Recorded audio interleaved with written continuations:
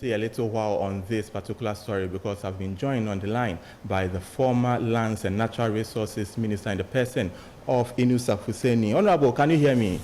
I can hear you. You are welcome to Inusah. Thank you.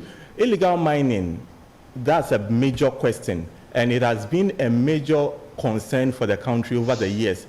Do you think governments or successive governments have been able to fight it adequately enough? Well, let me limit it to this government because this government and the president placed his presidency on the line when he announced his intention to fight Galamsey. The first attempt at fighting Galamsey failed woefully when as many as 700 excavators went missing, when some government officials and party officials were complicit in illegal mining. There was a renewed attempt. Yeah. I was privileged to be part of the renewed attempt. Yeah. I even chaired the first session of the renewed attempt. But I've seen more rhetoric than action in the fight against illegal small-scale mining. Okay, so limiting it to this particular government, don't you think you are doing the country a huge disservice? Because it has been a major topic of discussion over the years, including your tenure in office.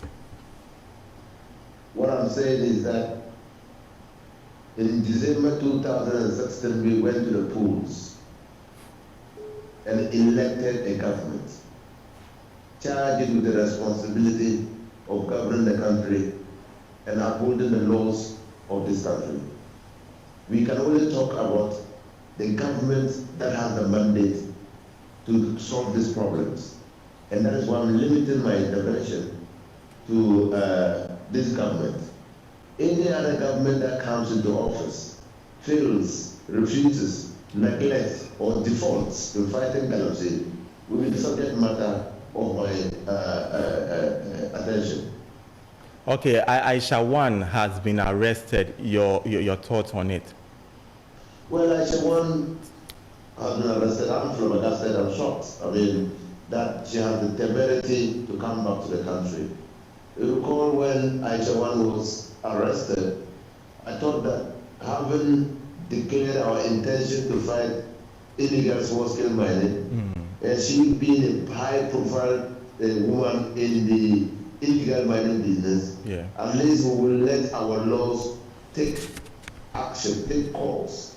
We'll put her before the courts for the courts to determine her guilt and possible conviction and a prison sentence. But somehow we put monetary consideration above the need for the people of Ghana to get justice. And so we shipped her away because we were looking at about $2 billion that was coming for the chapters in the Southern Hydro deal. This is what the senior minister told us. I was scandalized. Yeah. I thought that what the senior minister had done was to ridicule Ghana in the international community by saying that in Ghana justice could be for sale.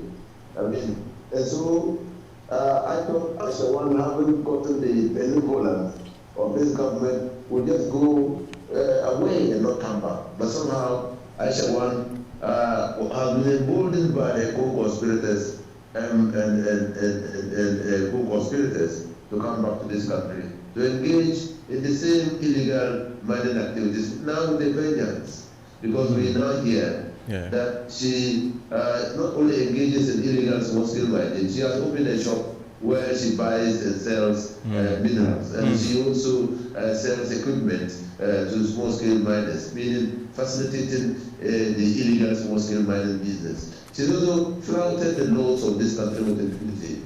She came to Ghana not using approved borders, and so she has no stamp in her passport indicating where she came to Ghana. She went and applied and obtained the National Identification Authority card and registered as a non-citizen of this country, when in fact she is in this country unlawfully and illegally. And so we waited to see how this particular case will be handled by the government.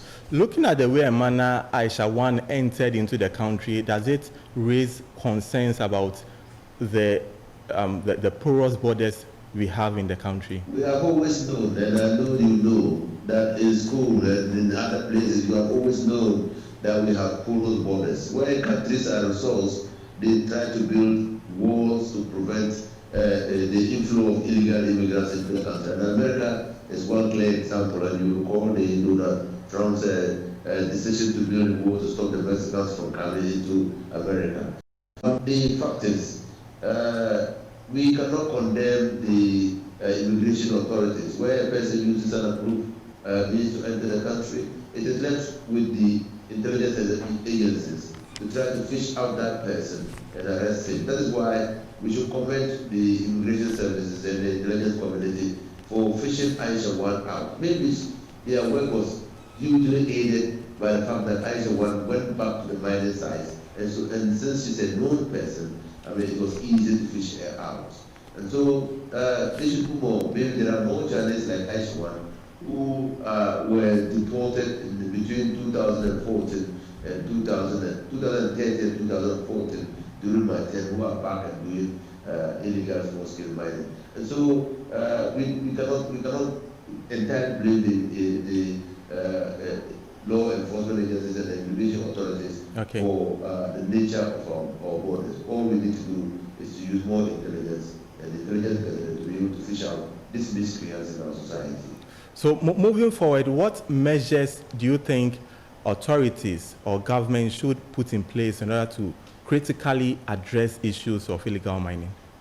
Well, as I have said, and I will say it again, my brother, illegal mining takes place in communities. Yeah. Fortunately, Ghana is divided into districts, and the districts have got district chief executives.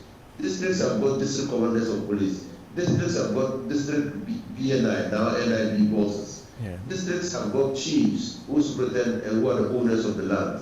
And so there are fringe communities. There are civil society organizations that are in the natural resource sector. You need a collaborative effort. You need to bring all stakeholders on board to be able to stop the illegal small-scale mining. I'll give you one clear example.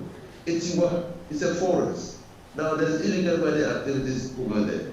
When the people do their illegal mining activities, they come out of the forest into the mining community. So those who engage in illegal mining activities over there are known.